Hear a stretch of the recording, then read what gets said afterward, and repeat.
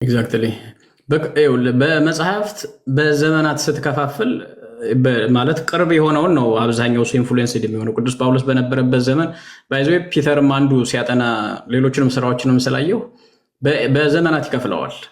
300 ዓመት ከክርስቶስ ልደት በፊት ቀደም ያሉትን 100 ዓመት 34 ዓመተ ምህረት 100 ዓመት ወደፊት በአዲስ ኪዳን እያለ ነው የሚከፍለው እና ያ የሚያሳይ ለምንድን ነው ሪፍሌክሽናቸው አንደርስታንዲንጋቸው በየዘመናቱ ይቀያየራል። እንኳን አይደለም በመቶ በ50 ዓመት ይቅርና እንደምታውቀው ንጉስ በተቀያየረ መንግስት በተቀያየረ ቁጥር ኢቭን የዛሬ 10 ዓመት የዛሬ 20 ዓመት የነበረው እኮ ቋንቋ አጠቃቀማችን መረዳታችንም በእኛ ሀገር ሌቭል ራሱ የተለያየ ነው እና ኮንቴክስትን መረዳት ዘመኑን መረዳት ጊዜውን ማወቅ የነበረህን ኤግዛምፕል የምታደርገውን ሊቅ ማወቅ ሁሉ ዘመን የራሱ ሻምፒዮን አለው እንደምታውቀው በቲዎሎጂም ቢሆን በትምህርትም ቢሆን ኢንፍሉዌንስ የሚሆኑት ሐዋርያው ቅዱስ ጳውሎስን ያለ ገማልያል ትምህርት ቤት ወይም ደግሞ በዛ ትምህርት ቤት የነበረውን ኢንፍሉዌንስ አታውቅ ቅዱስ ጳውሎስን ልትረዳው አትችልም። እንዴት ነው ቅዱስ ጳውሎስ ነገሮችን የሚረዳቸው? እንዴት ነው ሪአክት የሚያደርገው? የማን ተማሪ ነው? እኔ በራሴ በመምህራኖቼ ኢንፍሉዌንስ እሆናለሁ ባስተማሩኝ። አንተ በመምህራኖች ተጽዕኖ ውስጥ ነህ፣ የታወቀ ነው። በአንድም በሌላ መልኩ ከነዛ ሰዎች ያገኘው ነገር አለ፣ አፕሮቻቸውን ትወስዳለህ፣ ወደውም ሳትወድም ዊሊንግሊ አን ዊሊንግሊ ማለት ነው እና ይሄንን ሳታውቅ የተለያዩ ዘመናትን ኮኔክት ለማድረግ ባለፈው እንዳልከው ነው ሂስትሪን ወደ አልነበረበት ዘመን ወስዶ ለሆነ አገልግሎት ማዋል ነው ያልነው ማለት ነው። እንደሱ ላይ ጥንቃቄ ይፈልጋል ብዙ ነገራችን፣ ያ ብዙ ነገር ጥንቃቄ ይፈልጋል። እነ መጋቢን ሰላም ነው በላቸው፣ አቆየናቸው። ደጅት ነው መምህር ደጅ አናስጠና። መምህር መጋቢ እንዴት አሉ? እንኳን አደረሰዎት። እንኳን አብሮ አደረሰን። ትክክለኛ ቅጣት ነው። ዛሬ ሰው እንዴት አምላኩ እየተሰቀለበት እንኳን አደረሳችሁ ይላል። ግን ለእኛ ተሰቀለልን ነው፣ ተሰቀለብን አይደለም። ኢንፋክት እናዝናለን፣ ግን ደግሞ ተሰቀለልን። ይሄ ተፈጸመ ባይልና ዛሬ ሁሉ ነገር ባይፈጸም ለእኛ ትልቅ ደስታ ነው አይደለ? በደም ዋጋ የተገዛንበት ነው። አስደናቂ ዕለት ነው እና እንኳን አደረሰህ መባባል ለሰው ልጅ ተገቢ ነው ይመስለኛል አይደል? አይ ትክክል ነው። ትክክለኛ እንኳን አደረሰህማ ሙትልን ተሳቀልልን ብለን እኮ የምንለምንበት ጉዳይ ነው። ባይሞት ራሱ ፈቅዶ ሞተልን እንጂ ፈቅዶ ነው የሞተልን። እንደገና ደግሞ እኛ መሞቱ እንዳይዘገይብን እንዲሆንልን ነው መለመን ያለብን እንጂ መድረሱ በደስታ ነው።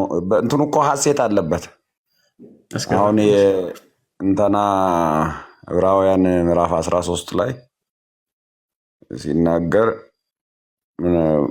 ምን ይላል? ታገሰ ኀፍረተ መስቀል በእንተ ፍስሐው ዘጽኑ ሎቱ ይላል እና በመስቀል ላይ ተዋርዶ ራቁት መሰቀልን የሚያሳፍረውን ነገር መቀበልን ታገሰ ይልና ፊት ለፊቱ ምን አለ ይላል? በእንተ ፍስሐው ዘጽኑ ሎቱ ፊት ለፊት ስለሚያየው ደስታው ይላል እና ያንን ፊት ለፊት የሚያየውን ደስታ መምህራን ከሙታን መነሳቱ ምዕመናን በእርሱ ሞት መዳናቸው ብሎ ነው የሚተረጉሙ። የእኛ መዳን ማለት ነው። እሱ የሚያየው ፊት ለፊት የእኛን መዳን ነው። እኛም በእርሱ ሞት የምናየው መዳናችንን ነው።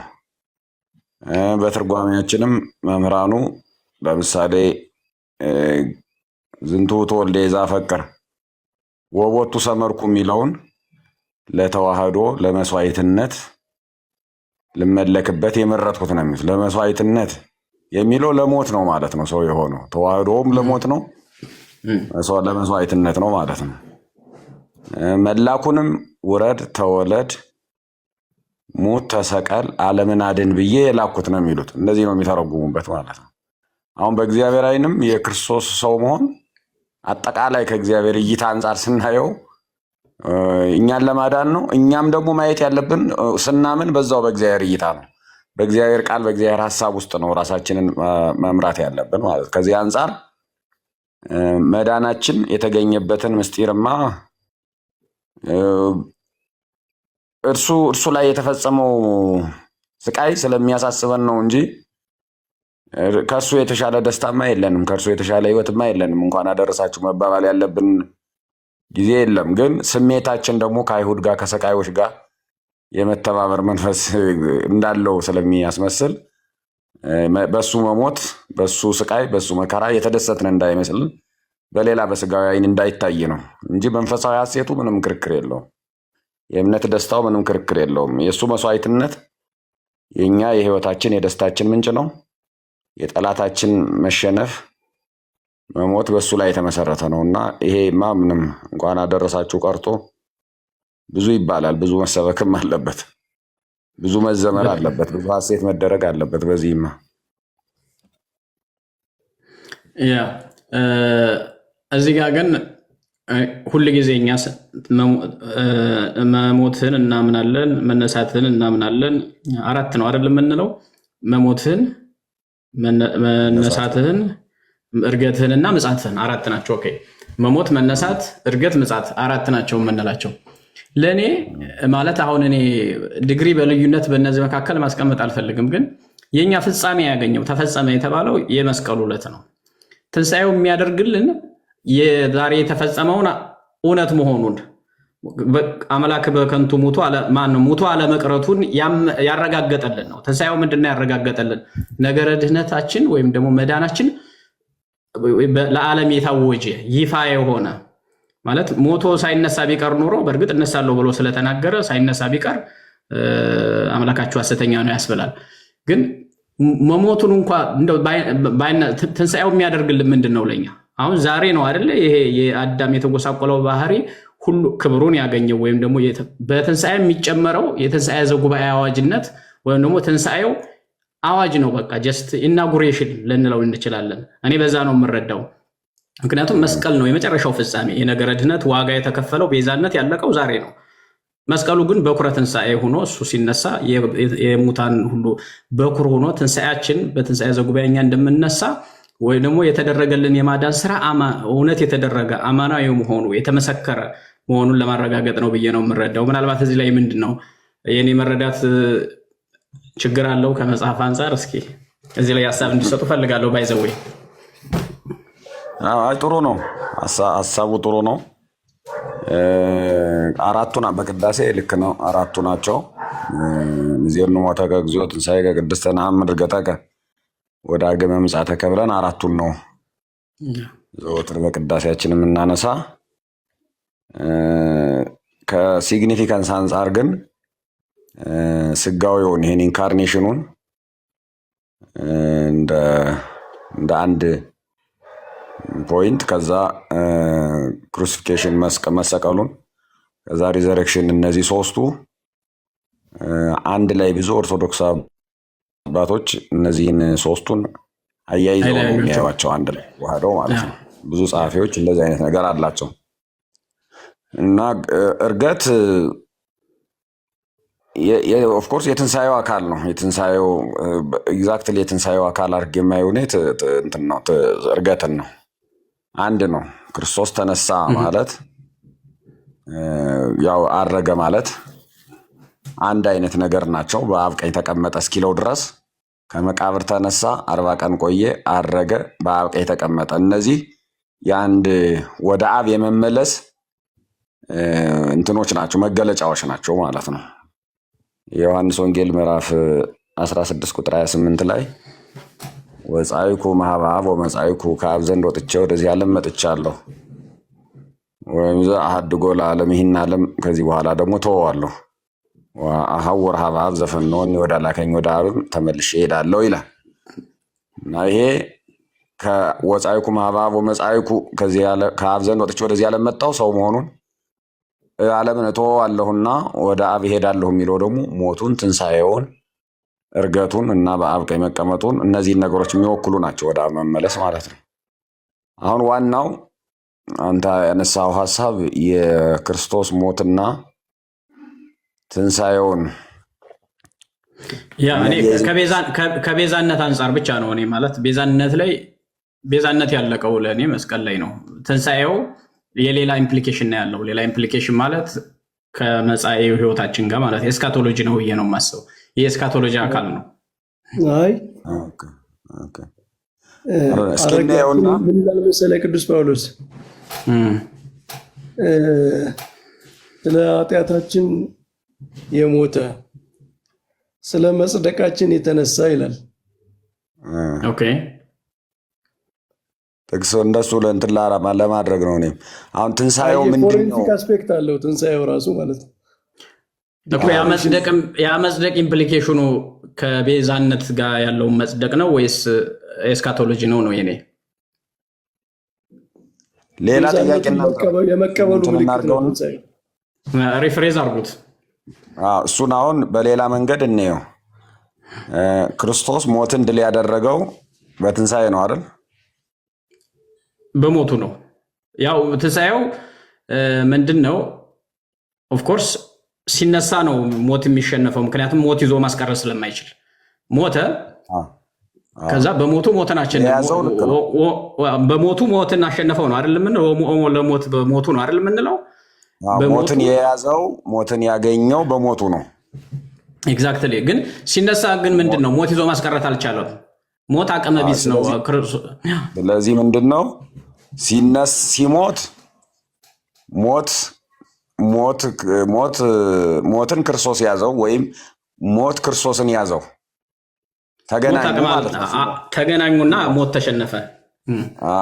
አሁን ተሸነፈ ማለት አንችልም፣ ምክንያቱም ተቀበረ። ሲቀበር አሁን የምናየው ምንድን ነው? ክርስቶስ ሞተዋል ብለን ነው የምናየው። ያው ሲቀበር ግን ኦፍኮርስ ጥያቄ ያለ እሱም ላይ ችግር የለውም። ቢቀበርም መቃብር ሙስና መቃብርን ሊያጠፋው ነው ሊገለው ነው የገባው። ወደ ሲኦልም ሲሄድ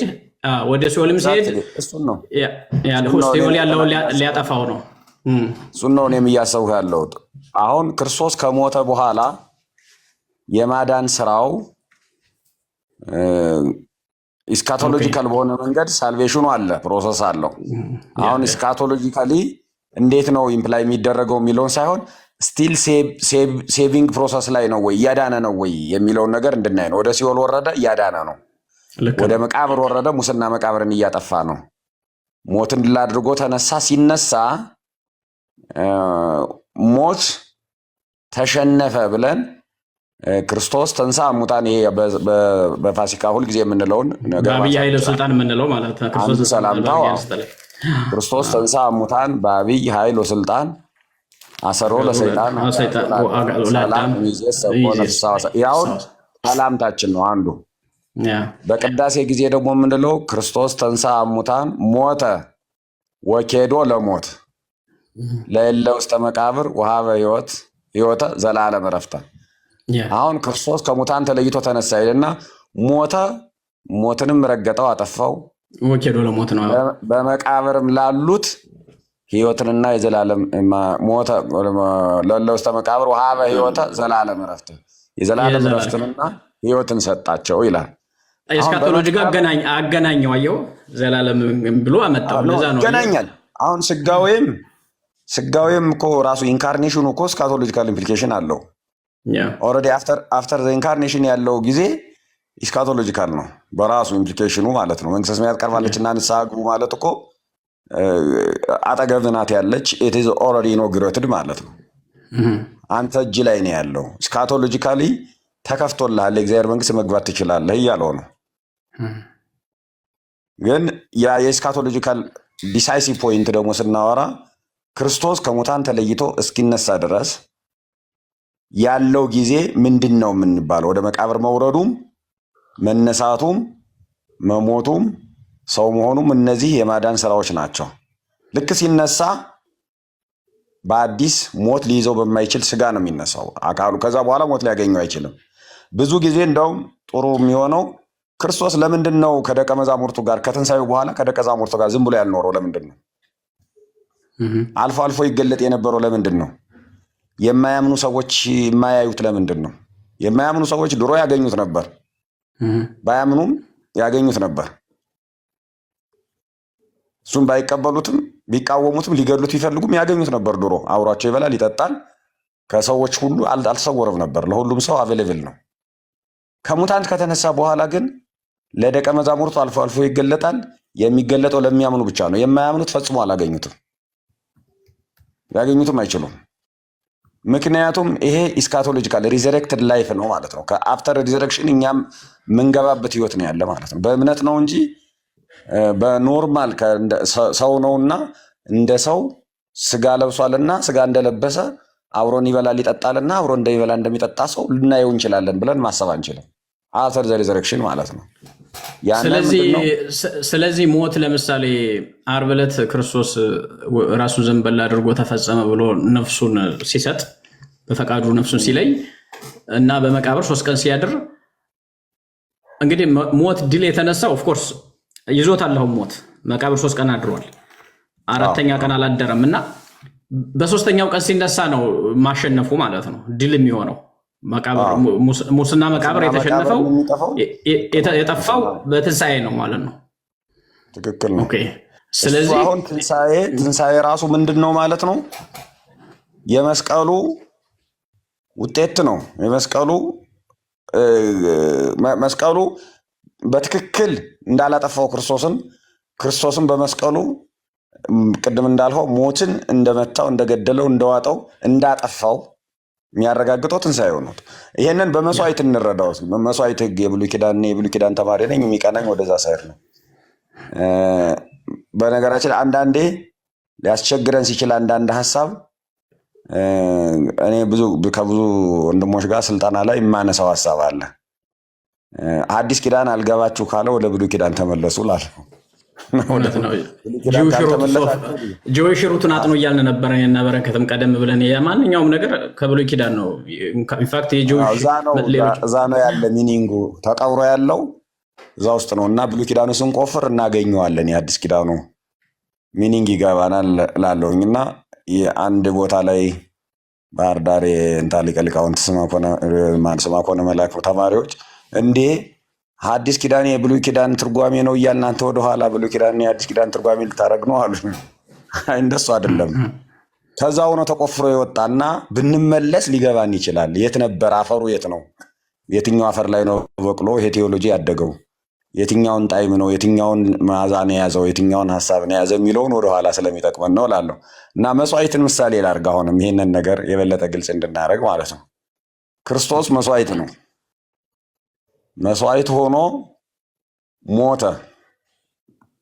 መስዋዕት ሆኖ ሲሞት እና ሲሰዋ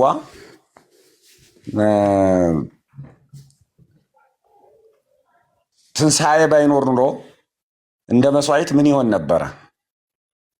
የማዳን ስራው ትንሣኤ ባይኖር ኑሮ አንዴ የተሰዋ ነገር አንድ ቀን ከተሰዋ ተመልሶ መገኘት ካልቻለ፣ በህይወት ተመልሶ መምጣት ካልቻለ ምንድን ነው ጥቅሙ?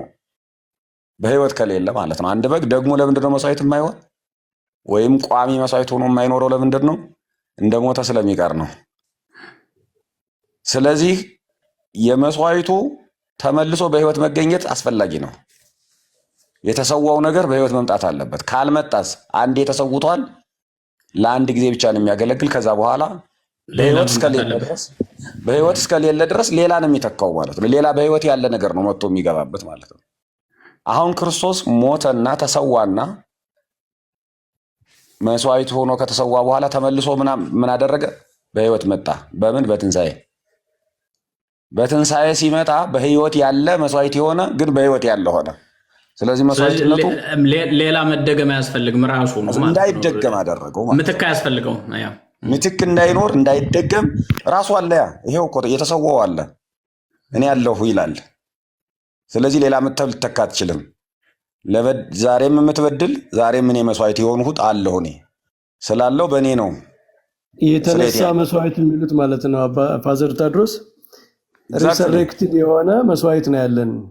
ኤግዛክትሊ ሪዘሬክትድ የሆነ መስዋዕት በእሳት ተቃጥሎ የሚጠፋ አይደለም።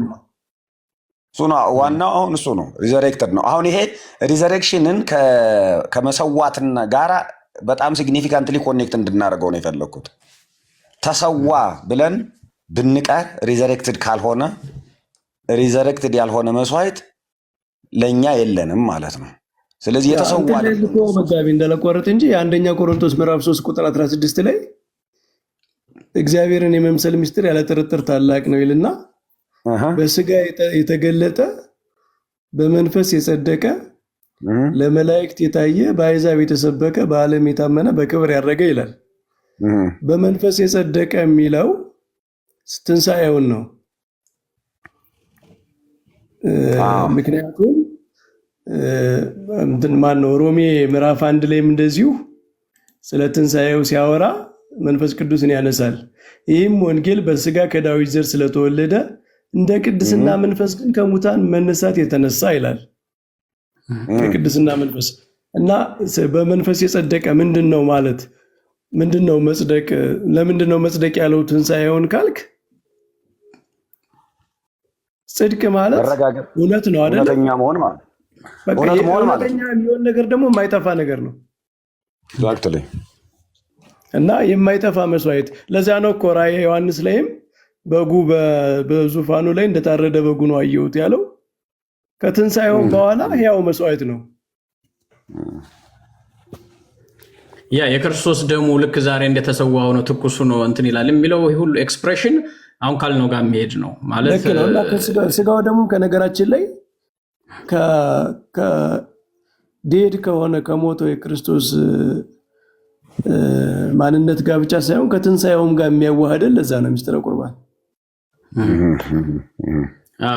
ማነው ነፍስ የተለየው መለኮት ያልተለየው የምንለው ለዛ ነው ማለት ግን ሪሰረክሽን ነው አብሮ የሚያካፍል ግን ለእኔ በጣም ኢንተረስቲንግ ፖይንቱ ባይዘው ከጥያቄውን የሚያነሳውት ዴሊቨሬት ነው። እኔ ብዙ ጊዜ አስቤበታለሁ።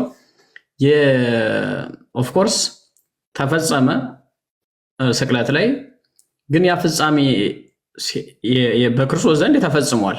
ግን ሰዎችም ሆነ ራሱ ዲያብሎስ መሸነፉን ያወቀው ክርስቶስ ሲነሳ ነው። ከ3 ቀን በኋላ መቃብር አለመቆየቱን ሲያየው ከዛ በኋላ በዛው ከስቅለት በኋላ በአካለ ነፍስ ወደ ሲኦል ገብቶ ሲኦልን ሲመዘብርበት ነው እንግዲህ የሚረዳው። በእርግጥ መስቀልም ላይ አስሮታል እንላለን እና ማለት ሆል ፕሮሰሱን ሲታይ ኢንፋክት ኢንተርሪሌትድ ነው። ብቻውን የሚቆም አይደለም ማለት ብቻውን የሚቆም ኢነሴንስ ነጥለህ ለብቻው ዲስአግሪጌት የምታደርገው አይደለም። ተያያዥ ነው። ቅድም እንዳለው ትምህርት ስጋዌም ነገረ ድህነትም ኤስካቶሎጂም እንዳልነው ይሄ ነገረ ስቅለቱም ነገረ ትንሣኤው በሙሉ የተሳሰረ ስለሆነ ሆሊስቲክ በሆነ መልክ በሆነ አፕሮች መመልከት ያስፈልጋል። እኔ ይሄ ወደዚህ ዳይሬክሽን እንዲመጣ ነው ውይይቱ የፈለኩት። ግን ኢንተረስቲንግ ነው ኤክስፕላኔሽኑ። ክሮስና ሪሰረክሽንን አብሮ ያለያዘ የነገረ ድህነት አስተምሮ ችግር ያለበት ነው የሚሆነው።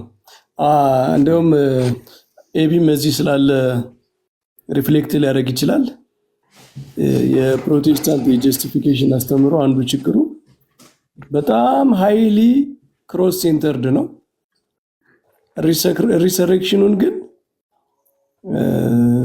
የዚያን ያህል ኤምፋሲስ አይሰጥም። እና አሁን እኛ ለምሳሌ ሰው ጀስቲፋይድ ሲሆን ያ የጀስቲፊኬሽኑ መሆንም ነው መቆጠር ብቻ አይደለም የምንለው። ሪሰረክሽኑ ላይፍ ነው። አየህ ሪሰረክሽኑን መቆጠር ልትለው አችልም። የመስቀሉን ካሳ ምናምን መቆጠር ኢምፒዩቴሽን ልታደርገው ትችላለህ። ሪሰረክሽን ከሆነ ግን you have to live ማለት ሕያው ያልሆነ ሰው ሕያው እንደሆነ ልትቆጥረው አችልም። የሆነ ክፍያ የዳ የምናምን የአካውንቲንግ ቋንቋ ስትጠቀም ሌጋል ቋንቋ ፎረንሲክ ቋንቋ ስትጠቀም እንደዚህ ኢምፒዩትድ ሆኖ ተቆጥሮልህ ምን ብሎ ብለህ ልትሄድ ትችላለህ። ሪሰረክሽንን ግን ኢኩዌሽን ውስጥ ካስገባው ኢምፒዩቴሽን ሳይሆን you have to be righteous።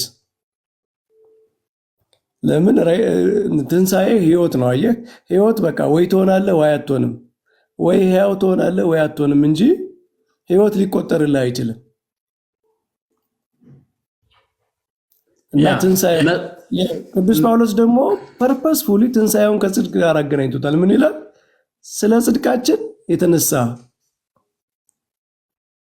ስለ ኃጢአታችን ስርየት የተሰቀለ የሞተ ይልና ስለ ጽድቃችን የተነሳ ይላል። ስለዚህ ጽድቅ ይሄ ኢምፒዩቴሽን ብቻ ሊሆንብህ የማይችልበት ምክንያት ሪሰረክሽንን ኢምፒዩትድ አድርገህ ልታስብ አትችልም። ቅዱስ ጳውሎስ አሁን እኔ አልኖርም ክርስቶስ በእኔ ውስጥ ይኖራል ይላል። ግን ክርስቶስ በአንተ ውስጥ ሲኖር አዲስ ህይወት ነው የሚሰጥህ። you have to live it የክርስቶስን የጽድቅ ሕይወት አንተ ልትኖረው ይገባል። አንተ ጋር ኢምፓርትድ ሆኖ የአንተ አካል ሆኖ በተግባር ሊፈጸም ይገባል። እና ይሄ ባላንስ አረጋ ማንሳቱ በጣም ጥሩ ነው። መስቀሉን ከትንሣኤው በምንም ሁኔታ ሊለይ አይችልም ማለት ነው። ግን አንድ ነገር ሪፍሌክት ለማድረግ ለምንድን ነው ጌታችን ተፈጸመ ያለ ታዲያ ትንሣኤውን ሳያደርግ ካል ዘ ሆል ፕሮሰስ አኮርዲንግ ቱ ፕላን ስለሄደ በቃ ትንሣኤው ኢንቫይቴብል ነው ማለት ክርስቶስ ኃጢአት ሳይኖርበት ስለ ሰው ልጆች በደል የሰው ልጆችን ለማዳን እስከ መስቀል እስከ ሞት ድረስ ከደረሰ ከዚያ በኋላ እግዚአብሔር ባያስነሳው ኑሮ ክርስቶስን ሂድ ውረድ ተወረድ መከራ ተቀበል ብሎ የላከው ላያስነሳው ሊሆን ነው ማለት ነው።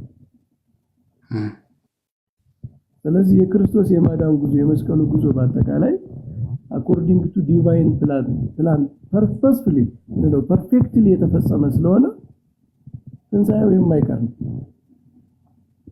ስለዚህ ክርስቶስ ትንሣኤው ቀድሞ እንደተፈጸመ አድርጎ ነው የተናገረው ማለት ነው እንጂ ከትንሣኤ በፊት የሰው ልጅ ድነት ሙሉ በሙሉ ተፈጽሟል የሚል ትርጉም ለመስጠት አይደለም። ያ ድምፅህን ታስተካክለዋለህ በረከት። ኢንፋክት ክርስቶስ በመሰቅለት በዕለተ ዓርብ ላይ በተፈጸመው ግብረ ሕማማታችን ስናነበው እንደነበረው ወይም ደግሞ ሰላምታውም ላይ አንተ እንዲህ ስትሆን አንተ የማይጎድልህ ስትሆን ግን ደግሞ ነገረ ትስብእትን ትፈጽም ዘንድ እንዳደረክ ይላል አባ ጊዮርጊስም እኮ አይደል በሰላምታው ላይ ከመተፈጸም ነገረ ትስብእት ይላል። የሰውነትን ነገር ትፈጽም ዘንድ ወይም ደግሞ ሰውነትን ታድን ዘንድ ትታደገው ዘንድ ይሄን አደረክ እያለ በተደጋጋሚ ይናገራል። ለእኔ ግን ትልቁ በጣም ቅድም ያላችሁት መጋቢ የሚያለው ሁላችሁ በረከትም ያልከው ኢንተረስቲንግ ፖይንት አለ። ሞት መስቀል ላይ በዕለተ ዓርብ ክርስቶስ ሞተ፣ በሞቱን ያሸነፈው ብለናል። ማሸነፍ የሚለው ግን ድል መነሳቱ ሞት ተስፋ የሚቆርጠው እሁድ ከ3 ቀን በኋላ ከመቃብር ሲነሳ ነው፣ በትንሣኤው ነው ማለት ይዞ ማስቀረት አልቻለም። የሞት ምንድን ነበረ ግብሩ? ይዞ ማስቀረት ነፍስን በሲኦል ስጋን ደግሞ በመቃብር ይዞ ማስቀረት አበስብሶ ነበር አይደል? ሞት ሲያደርግ የነበረው አለቅነቱ እኛ ለሞት ተላልፈን ተሰተን የነበረው በዚህ ነው። አዳምን ተላልፎ የተሰጠው ለዚህ ነው። ያ ሞት ክርስቶስ ሲሞት በፈቃዱ 3 ቀን ሲቆይ ኦኬ፣ ግን በዛ የሆነውን አናውቅም እንለፍና እሁድ ሌሊት ክርስቶስ ሲነሳ ሞት ተስፋ ቆረጠ፣ ባዶ እጁን ቀራ ጨብጭቦ ማለት ነው። ይዤዋለሁ ብሎ ሲል ወይም ክርስቶስ በመቃብር ሲያድርና ሲነሳ ሞት ተስፋ ቆረጠ ማለት ነው። ማለት ይዞ ማስቀረት እንዳልቻለ ተረዳ። መቃብርም ባዶ ቀረ፣ ባዶ ሆነ። በሲኦል ደግሞ ሄዶ እንዳውም ለ5500 ዘመን የሰበሰበውን ነፍሳት ሁሉ በሙሉ ወደ ገነት ወደ አጋዘበት ማለት ነው፣ ተነጠቀ ማለት ነው ንብረቱን። ይሄ የሚያሳይህ ከሞት በኋላ ከመስቀል ላይ ከተፈጸመ ካለ በኋላ ሂዶ የሰራው ስራ ነው። ስለዚህ ስቲል ይህም እኛ የምንለው ቤዛነት የሚለው ከመስቀሉ ተፈጸመ ካለው በኋላ ፕሮሰሱ ሂደት አለ ማለት ነው። እስከ እሑድ መነሳት ድረስ ያለው ሂደት ራሱ አልተቋረጠም ማለት ነው። ለዛ ነው እዛ ላይ ክሮሱ ላይ አልቆምም የሚለው ትርጉም የሚሰጠው። ክሮስ ላይ ከቆመ በኋላ ቁጭ አይደለም ያለው፣ ስራ ነው የሰራበት። እሱ በአካለ ነፍስ ከስጋው ከነፍሱ ትለይ እንጂ በአካለ ነፍስ ግን ወደ ሲኦል ሄዶ በአካለ ስጋ ደግሞ ወደ መቃብር ወርዶ በሁለቱም ስራ እየሰራ ነው። በኋላ ስጋውን ሲያስነሳው በአካለ ነፍስ ደግሞ ሲኦል ሄዶ ሲኦልን ሲመዘብራት ማለት ነው። በሁለቱም በኩል ስራውን እስከ እሑድ ሌሊት። ለዛ ነው የትንሣኤው ብርሃን የምንለው ማለት ነው። ብርሃን የፈነጠቀልን ህይወት ያገኘ ነው። ከጨለማነት ከድቅድቅ ጨለማ ያወጣ ነው በትንሣኤው ብርሃንነት ነው። እና ለዛ አልተቋረጠም የሚለው ያቺ ቅጽበት ብቻዋን መተርጎም የሌለባት የሚሆነው ከዚህ አንጻር ነው የሚለው በጣም ኢንተረስቲንግ ትርጉም ነው። አይ ቲንክ እና ሰማያንም ይሄን ቢይዙ ጥሩ ነው። ያ አሁን እኮ ሮሜ ራሱ በኃይል የእግዚአብሔር ልጅ ነው የተገለጠ በትንሣኤው ይላል አይደል? ትንሣኤውን ይጠቅስና በኃይል የእግዚአብሔር ልጅ ነው የተገለጠ ይላል። ምንድን ነው? ዲክላሬሽን አለ ማለት ነው። በትንሣኤው እኮ እግዚአብሔር አብ ስለ ልጁ ነው። ልጁ በትንሣኤው የእግዚአብሔር ልጅነቱ ተገልጧል። እግዚአብሔር በትንሣኤው የሆነ ዲክላር ያደረገው ነገር አለ ማለት ነው። እሱ ምንድን ነው? አንደኛ ክርስቶስ የእግዚአብሔር ልጅ መሆኑ ተገልጧል። ሁለተኛ የሞተው ራሱ ለማዳን እንደሆነ ተገልጧል በትንሣኤው ማለት ነው። ማለት እንትን ድነትን እንደ ሌጋል አስፔክት አለው አይደለ? ድነት እንደ ሌጋል አስፔክት ስናየው ትንሣኤው ዲክላሬሽን ነው። በቃ የመስቀሉ ጉዳይ በትንሣኤው ነው ዲክላር የተደረገው። ኢፊሸንሲው ማለት መስቀሉ ለሰው ልጆች የተደረገ መሆኑ የተገለጠው እንዳናረገው ይቅርታና እንትኖቹን ዲክላሬሽን የሚለው እንትን እንዳይል ስለፈራው ነው እንዳያደክም። ትንሣኤውን የእግዚአብሔር ጉልበት የእግዚአብሔር ኃይል ብርታት መገለጫ ነው ይላል መጽሐፍ። ኤፌሶን እንደዛ ነው የሚገልጸው። እና ትንሣኤ በግልጽ ክርስቶስ ከሙታን ተለይቶ ሲነሳ የእግዚአብሔር ኃይል የእግዚአብሔር ብርታት የእግዚአብሔር የጉልበቱ ብርታት ነው። የኃይሉ ያሰራሩ ብርታት ነው የተገለጠ እና ኃይል ነው አለ እየሰራ ነው የእግዚአብሔር ኃይል ማለት ነው። እንደገና ደግሞ በራሱ በቅዱስ ጳውሎስ ትንሣኤን ከኃጢአት ስርየት ጋር ቀጥታ ነው ያገናኘው። ይኸው ለምሳሌ ሮሜ ምዕራፍ 15 ቁጥር 14 ላይ ክርስቶስም ካልተነሳ እንግዲያስ ስብከታችሁ ከንቱ ነው፣ እምነታችሁም ከንቱ ናት ይላል። እምነታችን በክርስቶስ ትንሣኤ ላይ ነው። መስቀሉን ከንቱ ያደርጋል ትንሣኤ ካልመጣ፣ እምነታችንም ከንቱ ያደርጋል ማለት ነው። ከዛ ቁጥር የሚገርመው ቁጥር 17 ላይ ክርስቶስም ካልተነሳ እምነታችሁ ከንቱ ናት ይልና ደግሞ እስካሁን ድረስ በኃጢአታችሁ አላችሁ ማለት ነው ይላል። አሁን ይሄ ማለት ትንሣኤው ከስርየተ ኃጢአት ጋር ቀጥታ ተገናኝቷል ማለት ነው። መጽደቅ አለበት። መጽደቅ ደግሞ ስርየተ ኃጢአት ነው፣ የኃጢአት ይቅርታ ማግኘት ነው። ክርስቶስ ካልተነሳ መጽደቂያ መንገድ የለም። መስዋዕቱ እኮ ሞቶ ከቀረ ልንጸድቅበት አንችልም። ሞቶ ከቀረ ማለት ነው። አምነን መጽደቅ ኮኔክት ማድረግ የምንችለው እኮ አሁን ለምሳሌ በእምነት ከመስዋዕቱ ጋር መስዋዕት ከሆነው ከክርስቶስ ጋር ኮኔክት ያደረግነው እኮ እሱ በህይወት ስላለ ነው። እሱ በህይወት ባይኖር እኮ በእምነት ልናገኘው አንችልም። በእምነት ልንዋሃደው አንችልም።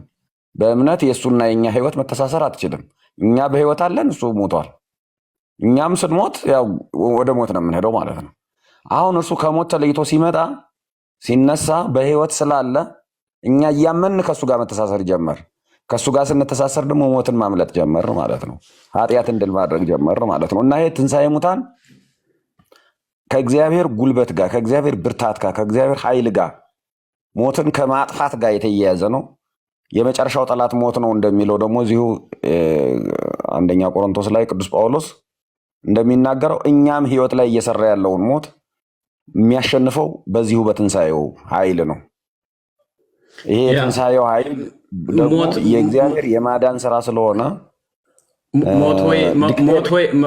ሞት ወይ መውጊያ ወዴት አለ የሚለውም እኮ እዚሁ ጋር ነው የሚገናኘው። እንዳልከው ከኃይል ጋር ነው። መውጊያ ወዴት አለ?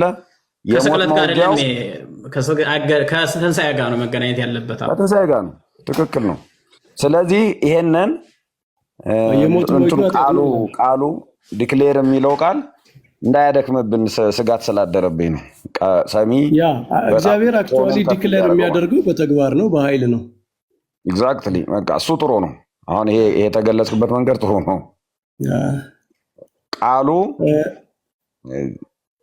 የሞቱ ማጥፋት የሚመስል የነበረው የልጁ መሞት የልጁ መድከም መስሎ ነበር አይደል? ትንሣኤው ግን መስቀሉም የልጁ ኃይል ነበረ፣ የሞቱ ኃይል ነበር፣ የእግዚአብሔር ኃይል ነበረ። እንደገና ደግሞ ትንሣኤውም የእግዚአብሔር ኃይል ናቸው ሁለቱም። ስለዚህ እነሱን አንድ ላይ ነሰሰርሊ ኮኔክት አድርገን እንረዳቸው። የሆኑ ሰፓሬት ኢቨንቶች አድርጎ ማየት ሊያስቸግር ይችላል፣ ኢቭን ሊያበላሽብንም ይችላል አስተሳሰባችንን ብዬ። ጥሩ ነው፣ ዲስከሽኑ ጥሩ ነው። በረከት ጨምር ያንተን። አይ ጥሩ ነው፣ በቃ መጋቢያውን ጥሩ ነው በጣም።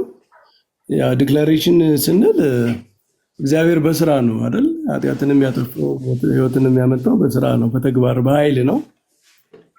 ቅዱስ ጳውሎስም ሮሜ 3 ላይ ስለ ወንጌል ሲናገር ምን ይላል? የእግዚአብሔር ኃይል ነው የሚለው አይደለ? ሮሜ 3:21 ላይ ነው የእንትኑ አንድ 16 ላይ አለ። 16 እና 17 ላይ ያለው ነው። ይቅርታ በወንጌል አላፍርምና ይልና አስቀድሞ ለአይሁዳዊ ደግሞ ለግሪክ ሰው ለሚያምኑ ሁሉ የእግዚአብሔር ኃይል ለማዳን ነው የሚለው እና ማዳን ሁሉ እግዚአብሔር ኃይል የተደረገ ነው። እኔ ለማየት የፈለግኩት ያው የእግዚአብሔር ኃይል በመስቀል ላይ ጀጅመንት አለ አይደል? መስቀል ላይ የተፈጸመ ጀጅመንት አለ። ኃጢአትን በስጋው ኮንኗል አይደል? ክርስቶስ በመስቀል ላይ ሞትን በሞት ላይ ፈርዷል። እግዚአብሔር በሞት ላይ ፈርዷል። ሞትን በቃ ብሎታል። እና ይሄ ሌጋል የሆነው አስፔክት የመጨረሻ ዲክላሬሽኑ ትንሣኤ ነው። መዝጊያው በቃ እግዚአብሔር ክርስቶስን ከሙታን ሲያስነሳው ሐዋርያው ቅዱስ ጳውሎስ በመንፈስ የጸደቀ ስለ መጽደቃችን የተነሳ እያለ የሚናገረው የኃጢአታችን ስርየት የመጨረሻ እግዚአብሔር ኃይሉን ቅድም መጋቢ እንዳልከው የመስቀሉ ኃይል በትንሣኤው ተገልጧል ነው። ከዚያም በኋላ አሁን ነገራችን ላይ ኃጢአት እኮ ያለፈ ብቻ አይደለም። ያለፈውን የኃጢአት ይቅርታ ማግኘት ብቻ ሳይሆን ሪሰሬክትድ ላይፍ ማግኘት አለብህ። ኃጢአትን የሚቃወም ህይወት አይደል? እንትን ቅዱስ ጳውሎስ ምን ይላል? ህግን ቀድሞ የሞት ህግ ይለው ነበረ። ለምሳሌ የሞት ህግ ይለዋል። የብሉይ ኪዳንን ህግ አዲስ ህይወት ማለት ነው። አዲስ ህይወት ማለት ነው። የሞት ህግ ይለውና የወንጌልን ህግ ምን ይላታል? የህይወት ህግ ይላታል። ማለት በትንሣኤ ገንዘብ ያደረካት ህግ ማለት ትንሣኤው ለህጉ ኃይል ሰጥቶታል። አየህ፣ እንድትፈጽመው አድርጓል። አንተ ራሱ የትንሣኤ ልቡና ስላገኘ ማለት ነው። ክርስቶስ ባይነሳ ኑሮ፣ በስጋ ባይነሳ ኑሮ እኛ ትንሣኤ ልቡናን አናገኝም ነበረ። ትንሣኤ ልቡናን ባታገኝ ደግሞ ከኃጢአት ተላቀሃል ማለት አይቻልም።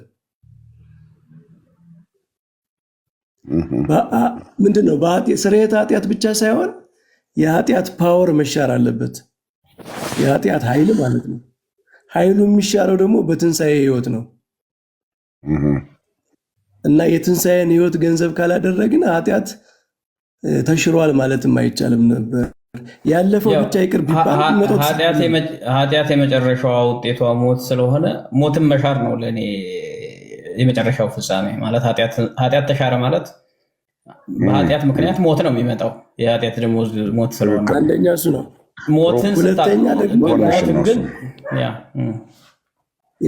ሁለተኛ ደግሞ ኃጢአት